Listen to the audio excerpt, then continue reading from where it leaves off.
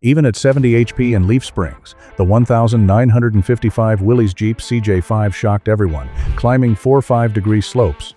Imagine a modern pickup worth about $80,000, packing roughly 450 horsepower, advanced traction control, and every modern off-road feature imaginable. Now picture that truck stuck halfway up a rocky incline. Next, imagine a simple Jeep built in 1955, producing only 70 horsepower, riding on leaf springs, and equipped with completely manual controls, slowly crawling past that expensive truck as if the climb were effortless. It sounds unlikely, almost absurd. But that is exactly the story behind the Willys Jeep CJ-5, a machine that demonstrated you do not need massive power, digital computers, or complicated systems to conquer terrain that would intimidate even a mountain goat. Let's go back to 1955. At the Willys Overland Proving Grounds in Toledo, Ohio, a group of automotive journalists stands at the bottom of what looks more like a cliff than a hill. A test driver climbs into a CJ-5 and starts the engine. The tiny four-cylinder motor rattles to life with a gentle hum, sounding more like a sewing machine than an off-road monster. The reporters exchange skeptical glances. This Jeep produces only 70 horsepower, less power than many modern lawn tractors. The driver shifts into first gear, slowly releases the clutch, and begins climbing. The slope becomes steeper and steeper. Soon photographers are pointing their cameras almost straight upward, at an angle close to 45 degrees. The Jeep's nose is pointing toward the sky, yet its narrow tires keep gripping the surface. No spinning wheels, no dramatic bursts of speed, just steady, unstoppable forward motion. That demonstration captured the essence of what would become the most successful Jeep model ever produced. The 1955 Willys CJ-5 would teach the automotive world a powerful lesson. When it comes to conquering difficult terrain, intelligent engineering beats brute strength. To understand how this modest Jeep could embarrass vehicles with several times its power, we have to return to the end of World War II. During the war, the military Jeep became one of the most important vehicles on the battlefield. It transported soldiers and supplies across harsh environments from Normandy to Iwo Jima. Willys Overland held the contract to manufacture these machines and produced more than 360,000 military Jeeps between 1941 and 1945. But when the war ended, Willys faced a serious problem. Their entire factory was designed to build military vehicles, and suddenly, the military no longer needed them. Peace, ironically, threatened their survival. The solution came from an unexpected source: American farmers. Willys realized the Jeep's durability, traction, and simplicity made it ideal for agricultural work. In 1945, they introduced the CJ-2A, the first civilian Jeep. The letters CJ meant civilian Jeep, although the company later insisted the name had no official meaning. The CJ-2A sold well, followed by improvements such as the CJ-3A in 1949 and the CJ-3B in 1953. However, these vehicles were essentially military machines with minor civilian adjustments. Farmers and ranchers loved them, but everyday drivers wanted something slightly more refined. Then, in 1954, Kaiser Industries purchased Willys Overland and saw an opportunity. The American economy was booming. Families were moving to suburbs. The interstate highway system was beginning to spread across the country. People wanted vehicles that could handle weekday commuting and weekend adventures. That idea led directly to the CJ-5. Released in 1954 as a 1955 model, the CJ-5 introduced subtle but important changes. The body became slightly larger and smoother, influenced by the military M38A1 Jeep developed for the Korean War. The wheelbase stretched to 81 inches, about 5 inches longer than the previous CJ-3B. That small change significantly improved stability.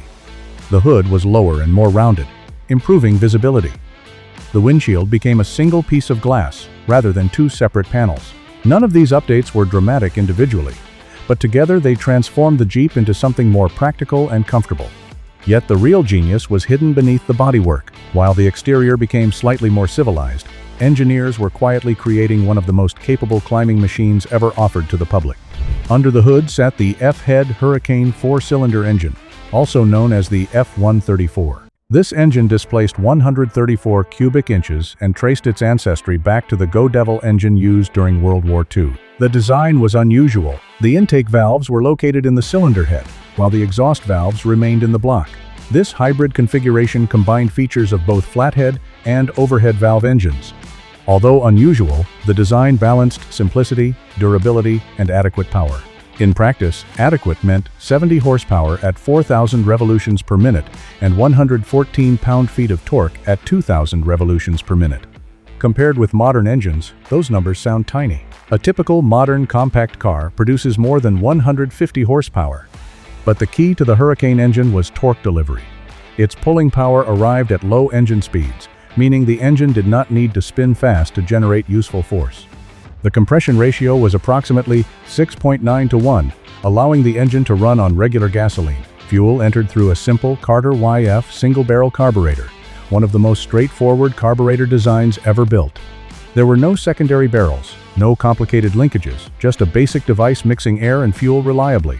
With proper maintenance, these engines often lasted more than 200,000 miles before requiring a rebuild. But the engine was only part of the story. The real brilliance of the CJ-5 lay in its drivetrain.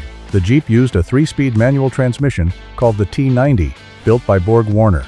First gear had a ratio slightly below 3 to 1, while second gear was roughly 1.5 to 1, and third gear provided direct drive. Behind that transmission sat the Dana 18 transfer case, which added an additional low-range reduction of roughly 2.5 to 1.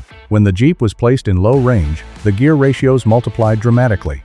Combined with the standard axle ratio of approximately 5.38 to 1, the drivetrain produced a final reduction close to 37 to 1. That meant the engine rotated roughly 37 times for every single revolution of the wheels. Because of this gearing, the CJ-5 could move incredibly slowly, less than 1 mile per hour at idle speed, while producing enormous torque at the wheels. That small engine, producing 114 pound-feet of torque, effectively delivered more than 4,000 pound-feet to the tires through gearing. In simple terms, the Jeep multiplied its modest engine output into massive pulling force. The suspension was equally straightforward. Both the front and rear axles used leaf springs, 7 leaves in the front and 9 in the rear. The design allowed moderate wheel travel while maintaining strength and simplicity. Solid axles ensured that even when the body twisted over obstacles, the tires remained planted on the ground. The front axle was usually a Dana 25, while the rear axle was a Dana 44, a component famous for its strength. The steering system was entirely manual, with a ratio around 24 to 1. Turning the wheel required real effort, but it also provided excellent feedback from the terrain. The turning circle measured roughly 18.5 feet, allowing the Jeep to maneuver easily in tight spaces. The short 81-inch wheelbase also gave the CJ-5 excellent climbing angles. It could approach steep obstacles at roughly 45 degrees, depart at around 37 degrees, and cross ridges without scraping its underside. Despite weighing only about 2,150 pounds, the CJ-5 could climb slopes approaching 60% grade under full load. In testing, experienced drivers often managed even steeper climbs. The tires were narrow 16-inch bias ply units, which might appear tiny compared to modern off-road tires. But narrow tires concentrate weight onto smaller contact patches, increasing pressure against the ground and improving grip in mud, sand, and rocks. Everything about the CJ-5 followed the same philosophy: simplicity, lightweight, and intelligent engineering. Production grew quickly. During 1955, Kaiser produced more than 38,000 CJ-5s. Within a few years, annual production exceeded 50,000 units. The base price was approximately $1,495, roughly equivalent to around $16,000 today. Buyers received a basic vehicle: no radio, no heater, and very few luxuries. Yet that simplicity was part of its appeal. The CJ-5 contained only a few thousand parts, compared with tens of thousands in modern vehicles. Repairs were easy, and nearly every component could be serviced with simple hand tools. Over time, the CJ-5 became the foundation of off-road culture. Jeep clubs formed across the United States, organizing trail rides and expeditions. Famous locations like the Rubicon Trail in California became proving grounds for Jeep owners. The CJ-5 didn't just participate in off-road exploration, it helped create the entire hobby. Production continued for nearly 3 decades. By the time the final CJ-5 rolled off the assembly line in 1983, more than 600,000 units had been built. Its replacement, the CJ-7, was longer and more comfortable, but many enthusiasts still believe the original CJ-5 captured the purest spirit of Jeep design. The CJ-5's legacy continues today.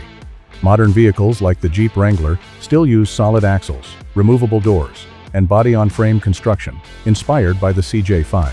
More importantly, the CJ-5 proved a timeless engineering principle. The smartest solution is not always the most powerful or the most complex. Sometimes the best answer is simply the most elegant. With just 70 horsepower, careful gearing, and thoughtful design, the 1955 Willys Jeep CJ-5 showed the world that intelligence and simplicity could conquer mountains. And decades later, that lesson still holds true. If you want, I can also shorten this script by about 30% while keeping the story intact, which usually performs much better for YouTube retention and watch time.